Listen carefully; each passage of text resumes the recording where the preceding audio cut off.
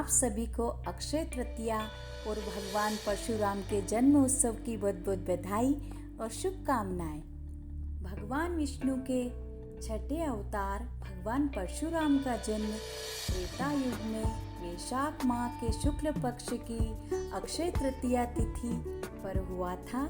इस बार यह तिथि 14 मई 2021 को आ रही है। भगवान परशुराम की जन्म स्थली वर्तमान में मध्य प्रदेश के इंदौर जिले के मानपुर ग्राम में जानापाव नामक पर्वत पर है। जानापाव पर्वत से चंबल समेत सप्त नदियों का उद्गम भी होता है। परशुराम ब्राह्मण वंश के जनक और सप्त ऋषियों में से एक है। परशुराम के पिता महर्षि जमदग्नि और माता रेणुका है। इन्हें भगवान विष्णु का आवेशावतार कहा जाता है। पौराणिक आख्यानों में वर्णन है कि भगवान परशुराम का जन्म 6 उच्च ग्रहों के सहयोग में हुआ था, जिस कारण वे परम तेजस्वी, ओजस्वी, पराक्रमी और शौर्यवान थे। वे माता पिता के परम आज्ञाकारी पुत्र थे। उन्होंने पिता के कहने पर अपनी माता का सिर काट दिया था और पिता से वरदान स्वरूप माता को जीवित करवा लिया। परशुराम का नामकरण उनके पितामह अर्थात दादाजी महर्षि भृगु ने किया था। सर्वप्रथम उन्होंने नाम रखा था, किंतु बाद में शिवजी द्वारा परशु दिए जाने के कारण वे परशुराम कहलाए। परशुराम को विष्णु का आवेशावतार कहा जाता है, अर्थात वो विष्णु के सभी अवतारों में सबसे उग्र है।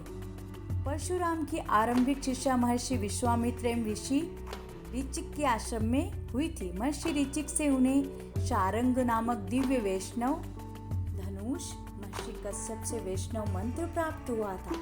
इसके बाद वे भगवान शंकर से शिक्षा प्राप्त करने के लिए कैलाश पर्वत पर चले गए। उन्होंने वहां पर शंकर जी से अनेक दिव्य अस्त्र और शक्तियां प्राप्त की और दिव्य धनुष भी प्राप्त था, जिसे भगवान राम ने तोड़कर सीता जी से स्वयंवर जीता था। परशुराम सप्त ऋषियों और सप्त चिरंजीवी में शामिल है। वे आज भी पृथ्वी पर सशरीर मौजूद हैं। परशुराम शस्त्र विद्या के महान गुरु थे। उन्होंने द्वापर युग में भीष्म, द्रोण, कर्ण को भी शस्त्र विद्या दी थी। परशुराम स्त्रियों को शक्तियाँ देने और नारी सशक्तिकरण के प्रबल पक्षधर थे।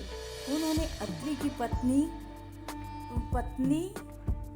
अनुसुईया, अगस्त्य की पत्नी लोपामुद्रा, अपने प्रिय शिष्य अकतवर्ण के सहयोग से विराट नारी जागृति अभियान प्रारंभ किया था।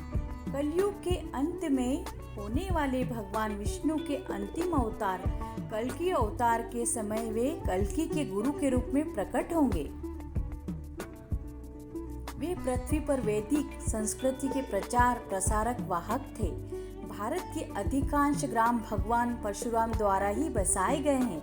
वर्तमान में कोकर्ण, गोवा, केरल परशुराम जी की ही देन है।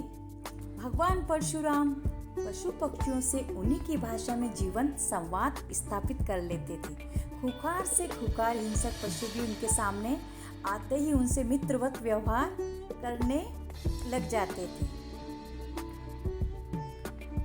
ब्राह्मण बदलते हैं तो नतीजे बदल जाते हैं। सारे मंजर, सारे अंजाम बदल जाते हैं। कौन कहता है परशुराम नहीं पैदा होते? पैदा तो होते हैं, बस नाम बदल जाते हैं। शस्त्र और शास्त्र दोनों ही उपयोगी, यही पाठ सिखा गए हमें योगी। जय श्री परशुराम, जय श्री परशुराम, जय श्री परशुराम।